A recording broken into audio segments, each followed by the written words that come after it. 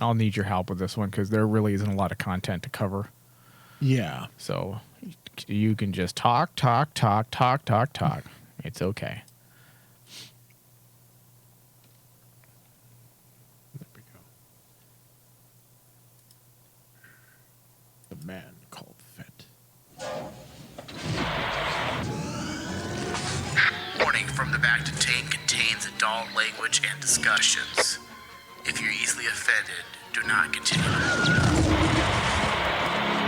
We would be honored if you would join us. How are you feeling? Your latest workups on your condition indicate that all damage has been reversed. Recovery is total. I believe you have been quite fortunate. No further thanks are necessary, Commander, but you are most welcome. It is my function. Check 1, 2. Hello. This is Miguel. And heal your being.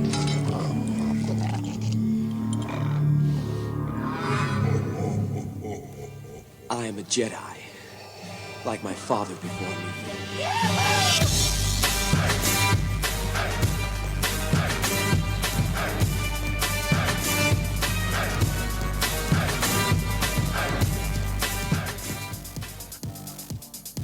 All right. Hello. Welcome, everyone, to Star Wars from the Bacta Tank. I am your host, Michael Flores. Hello, David. How are you? How's it going, Mike?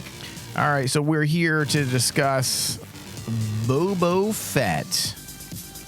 That's right. We're here to talk about Boba Fett, or the Book of Boba Fett, because, David, this is the Book of Boba Fett edition of the Bacta Tank. Shock and awe. Yeah, something that I never thought in my wildest dreams would we ever get a series, a movie about Boba Fett. Well, dude, remember, me and you have been going into, especially this series, when the news came out, me and you approached this really hesitantly. Yeah. We were like going, you know what? Let's just see what happens and hope for the best.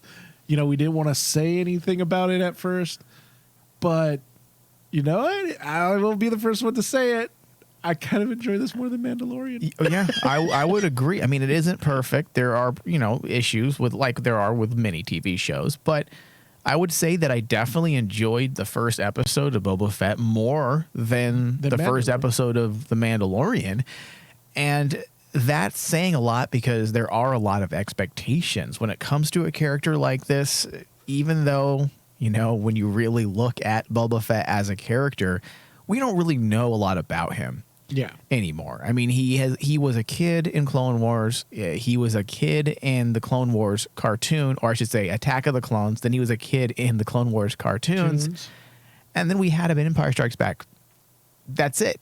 And then he dies in Return of the Jedi. We really know nothing about his life post the death of his father. So that being said, there are a lot of expectations solely based on the expanded universe. Yes. And I really appreciate that because think about the difference between this and Mandalorian. Mandalorian was centered around mystery constantly. Oh, who is this mysterious badass that just goes around and captures all these people, and then he runs into another mystery and it's another secret. Here with Boba Fett, they really doubled down on everything that we as Star Wars fans know. I like the fact that they do callbacks to oh my god, I completely zoned out on the planet that all the clones were made. It's Kamino? Kamino. They made allusions to Kamino. They did allusions to Boba Fett as a child holding the helmet. Yeah. And they centered on those moments. Those are the key moments to this character's background. Yeah. And that works for me, getting this story, started. And it is hard as a fan, and based on the many articles that you see, a lot of people complaining about it, and a lot of people are disliking it. And when I say a lot of people, it's the Star Wars fans, and that's because many of us have been waiting for something like this, even though it's something we never really expected to get. we have been waiting for more Boba Fett for years. I mean, the moment the expanded universe started really, getting going in the 90s, what did they first do? One of the first things they did was bring Boba Fett back to life. They created a story about how he escaped the Sarlacc pit. So amongst the Star Wars fans, the hardcore fans that have read all of the books and the comic books from the now officially retconned expanded universe, and I use that word loosely because you can't really retcon something that was technically never canon to begin with. Yeah. I mean, Lucas never viewed it as canon, and that's the reason why the moment he decided to use Boba Fett in his movies, what did he do? He broke continuity and ignored the things that were written in books and comics prior to the Attack of the Clones. And he essentially rewrote Boba Fett's backstory with the inclusion of Jango Fett and his connection to the clones. So this isn't something that fans should be so sold on. This is a story of a character who is relatively new when you really think about it. In one episode, we had more Boba Fett in the last 40 years. Oh, yeah. And there was I remember asking you this a while back, is like, I think what a lot of fans are having an issue with is going into the series with pre-made notions of this is who Boba Fett is. Yeah. And we can't do that. And that was a struggle for you and I, too. If we had covered this the moment it came out, we might be a little more negative. Oh, yeah. Yeah. It was very hard. It took us a couple weeks to finally realize, like, what are we mad about? Like, we're mad because it's not the Boba Fett we thought we were going to get. Well, what are we basing that on? Absolutely nothing when you really think about it. When you think about it. I mean, like, the only thing that people were going on was the expanded universe, which is books. And yes, I love the books. So I still do I. have them to this day. The Dark Empire series as well, comic books. Comic books. Amazing story that included Boba Fett. But now, with this new landscape, we have to understand those don't count anymore. They could call back to them. They could call back to them in some way. We don't know. Yeah. But, like, right now, all we have to have on Boba Fett is Attack of the Clones, Clone Wars, and That's Mandalorian. it. That's it. And Empire Strikes Back, yeah. And Empire Strikes But Back. yeah, you're right. There's nothing to really truly gauge our expectations on because we don't really know the character. And that's why I have walked into this series with a bit of an open mind, realizing that this isn't going to be the Boba Fett that we thought existed. Technically, that character never existed. This is the one true version of Boba Fett. So let's officially get into this. Chapter 1, titled Stranger in a Strange Land. The synopsis: bounty hunter Boba Fett and mercenary Fennec Shand navigate the underworld when they return to Tatooine to claim Jabba the Hutt's old turf. So if you are going to change Boba Fett from what fans had expected based on the non-canon expanded universe, the best way to do that is through a backstory. Changing his character is okay so long as they keep going in the direction they are going. Essentially having the Sarlacc pit experience be that moment that changes him. Yeah. That is key right there. Because as of now, we don't know how long he was in the pit. We don't know how long he lived with the Tusken Raiders. So as long as they continue to use that aspect, because it does feel like they are using the Sarlacc pit as a way to explain why he has changed from wanting to be a bounty hunter to being this, I want to say this very, I don't want to say responsible, but a character that has a strong sense of justice. Yeah. His own code and his own ethics, his own code of honor. Yeah, there you go. Basically. Yeah. And don't you think the flashback sequences, that you had mentioned, that does a lot as well to add layers to this character. Oh, absolutely. Because seeing those moments where he's inside the Bacta tank and having us flash back to moments in his life of trauma, yes, that right there in just a few short seconds tells us so much about a character Yeah. in more ways than you could if you had him talking about it. Oh yeah, and that was the beautiful thing about those flashbacks. I know that some people feel that there was no dialogue, that we couldn't figure it out. But if you pay attention to those scenes, Yeah. you see the trauma that he You went get it, through yeah. as a kid. I mean, the scene in Kamino when he watches Django fly off, you can tell that he's bothered as a kid because his dad's just left him behind. He has attachments. He has attachment issues. And then when you get to that scene, dude, it makes me think Mace Windu's an asshole. Absolute asshole. Oh, come on. Because like Simmer down. that scene when he's holding the helmet, it really puts it into. I know a lot of fans think that was a cheesy moment in Attack of the Clones, but No here, way. that's was a traumatic thing. Yes. He picks up essentially the head of his dad, which is in that helmet that just got cut off by a Jedi Knight. Mm-hmm. A Jedi Knight that basically is supposed to be the protector of the galaxy, but you know what? He did this brutal thing to his dad. You can't expect a kid to understand politics at that age as well. Exactly. So I would love for that to come back. And honestly, I do feel like that is going to be a part of his characterization for the season. The fact that they are showing that they're not randomly they are recreating a few scenes, yes, but for the inclusion of that scene to be put into the show should tell people that they want to explain that he has issues psychologically. He has issues that are traumatic experiences that have altered him or things that affect him. And think about it like this too. It really not only did it make me rethink about the scenes from this history, but it makes me also think about the game plan for Star Wars right now, including Mandalorian, right? Yeah. One of the biggest things that everyone basically mentioned about the end of Mandalorian, where was Boba Fett when Luke showed up? And I'm like going, with this scene, you really think he wants to be around a Jedi Knight? Yeah. Well, also, I mean,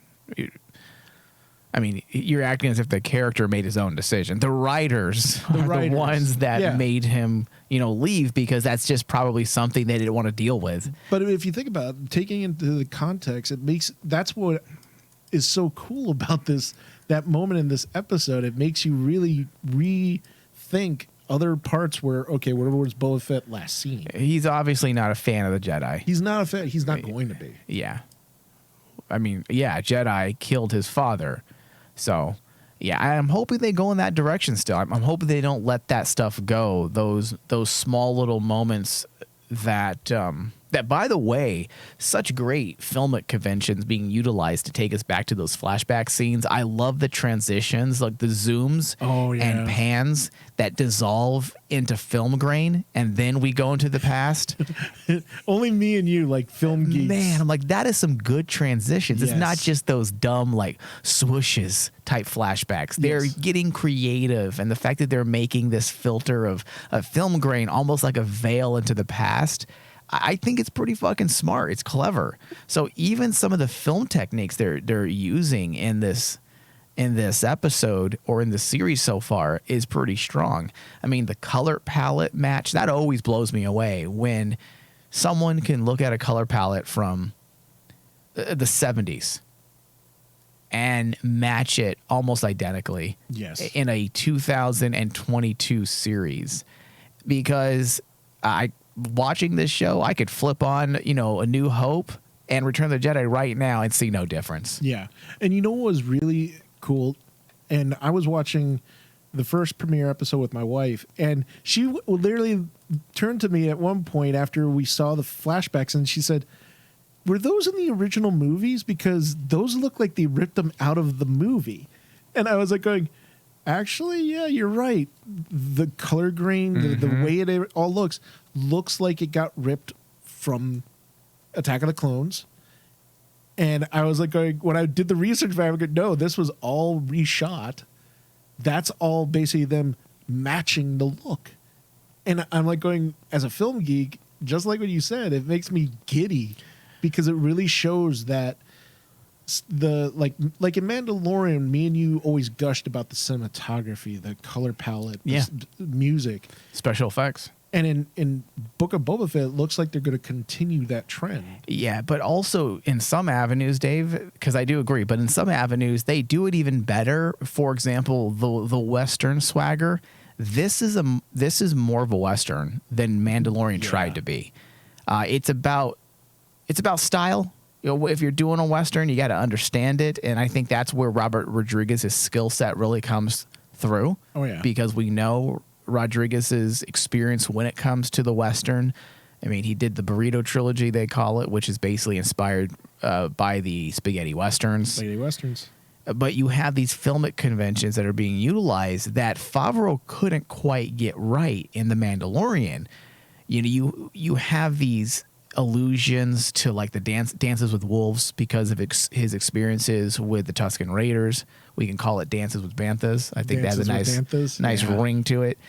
But everything they're doing to give you those the classic semantics of a Western, rather than saying, "Hey guys, look, he's riding on an alien that looks like a horse because he's a cowboy," like they did in the very first episode of Mandalorian. It was so fucking heavy-handed. It's heavy-handed. It was so bad. This is far more subtle. They're using framing. They're using an excellent score, which, by the way, is from the exact same composer, but for some reason this score hits even better. Harder. Yeah. Yes, much better than Mandalorian's score. Even though I enjoyed that score, this just works so well with the visuals when you have those wide scraping shots of the Dune Sea. And the soundtrack really elevates those moments. You also have that scene in the desert, the stylized samurai fighting. Yes. Between Boba and the Tusken Raiders. Which, by the way, I love that they're finally exploring Tusken Raiders and positioning them in a place besides just savage creatures. Because obviously they're ruthless, right? We know this. We know but that. What's their domestic life like?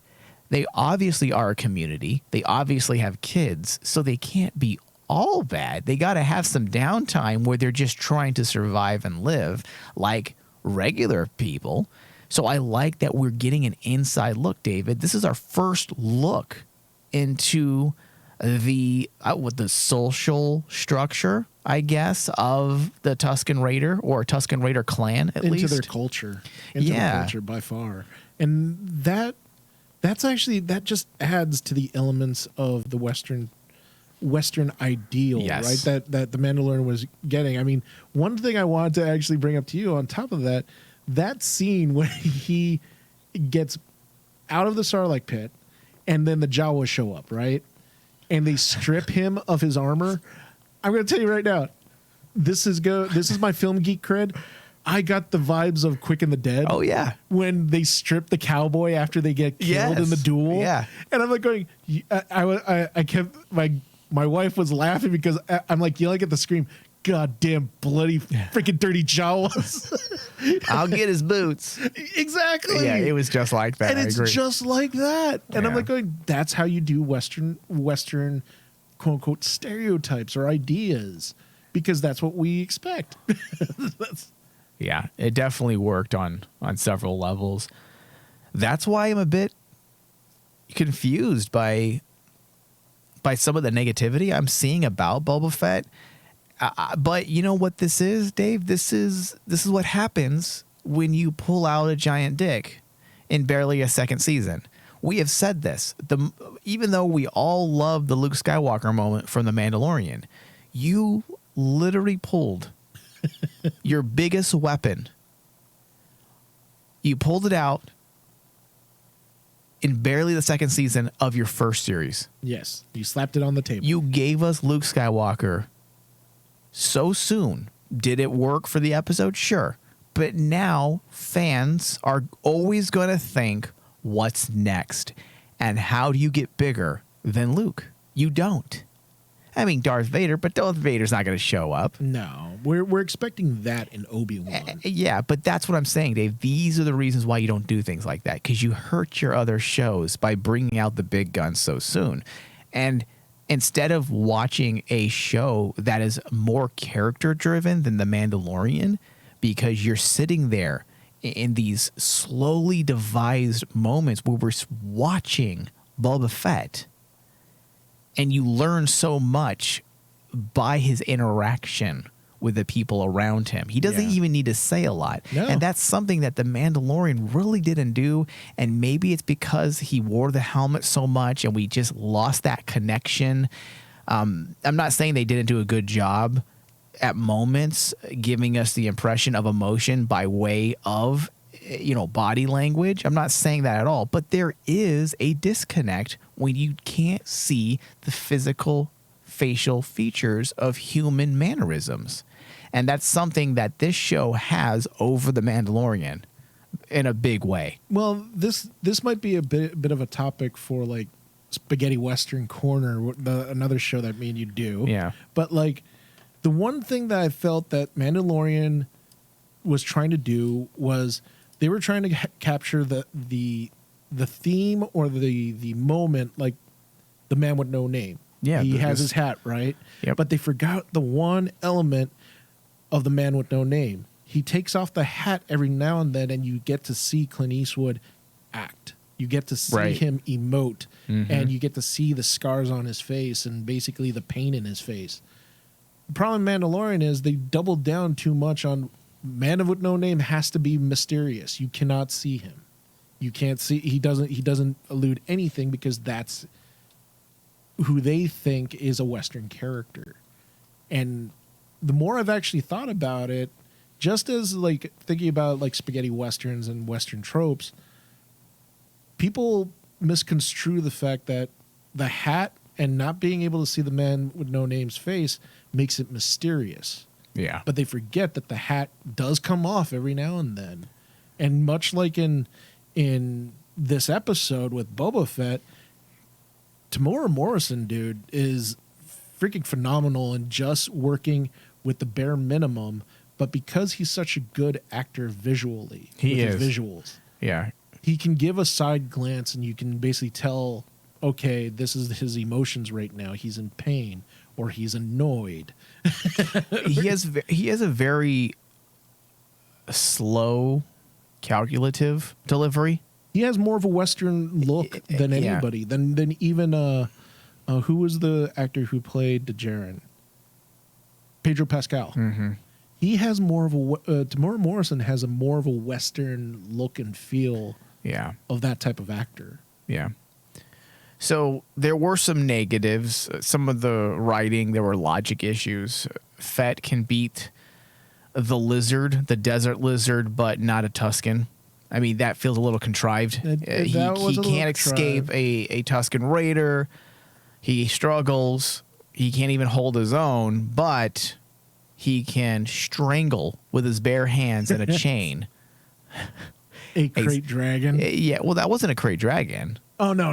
If that was, that'd be insane. That'd be insanity. Did that. Fucking Mandalorian, they couldn't even take him on with like 1,000 people.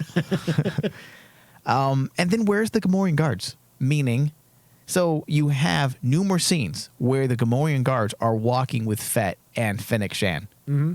And then suddenly they're not, so they can have an action sequence where Fennec and Fett are trapped behind laser shields, only so you can bring in the Gamorrean guards at the last minute so that they can help Fett and Shan break free. You want to know something, though? I thought about that, but I also thought about this logic, Mike, and see if you follow me. Okay, here we go. Okay, the Gamorrean guards, they're not the best.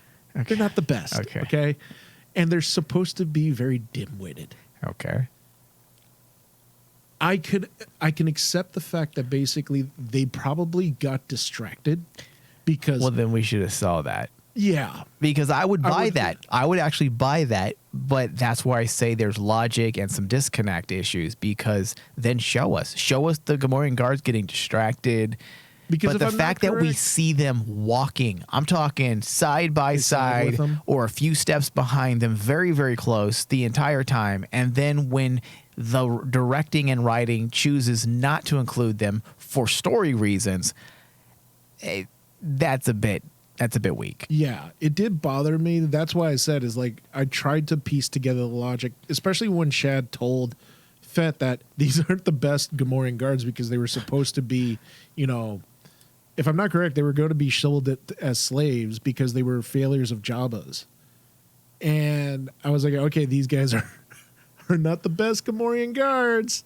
Yeah. But, you know, a body is a body, I guess. use them in, if they die randomly or get eaten by a Rancor, cool. Yeah. So, David, I'm going to give this episode an 80%. It's a strong start. I did enjoy it. I do not understand the complaints. If you go to Rotten Tomatoes, they're giving Boba Fett, the fans are giving it a 61%.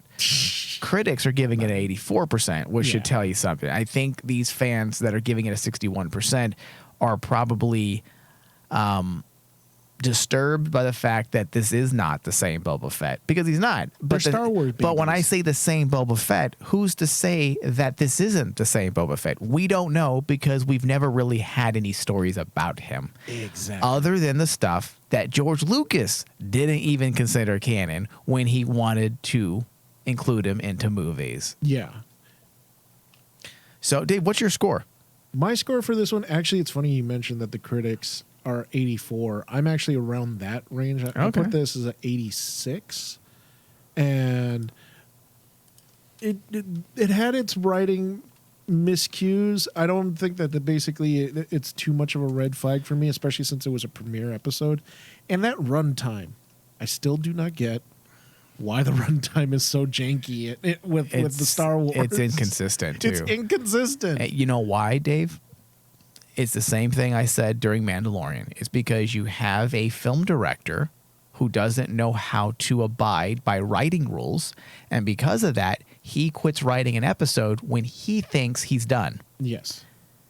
But this should show you why you should stick to a running time. Because when you have a goal of, say, 45 minutes or even 28 minutes, let's say you want your episodes to be under 30 minutes. That's fine. Filoni has done it for years, and it works out just great for him.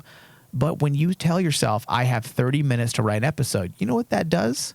That actually makes you have to structure things out accordingly. So you get your setup, you get your development, you get your plot, you get all those elements all included within those 30 minutes, and you have no choice but to do that. Otherwise, you have an incomplete episode. What he does is he meanders, and then he's off, I guess I'm done now. That's pretty good. Exactly. That's the problem. That's the problem with Mandalorian, and that's the problem with Boba Fett so far. It's not bad. Yeah, but because the difference between Mandalorian and Boba Fett, at least in the first episode of Boba Fett, we got more character development than we ever got in Mandalorian. Remember, without a doubt. There was me and you were talking about it off air, and the one statement that I thought was genius that you pointed out, we didn't get true character development of Djarin till the second season. Yeah. So the people that are complaining right now, I mean, are you complaining because you're not getting what you wanted that you wrote in your head, or are you complaining because the story is bad? Because you're right, David, and I'll admit this, we are recording this late because we were on holiday break, and I have watched ahead. And I've watched the first 4 episodes, and I'll say, David, that in 4 episodes, we have more character development than both seasons of Mandalorian. More development than all of Mandalorian so far in just 4 episodes when you compare them side by side. Fett versus Djarin. Or what is his name? Djarin. I don't even know his fucking name. The only one that anyone remembers is Grogu. Yeah. They don't remember Djarin. Yeah. So it is a little disappointing to see people allow their own wants to get in the way. I get it, Dave. You and I both were struggling at the beginning, and then we said, listen, we need to base our thoughts on what is presented. Exactly. So, all right. So this does bring us to the end of our discussion. I want to thank everyone for listening.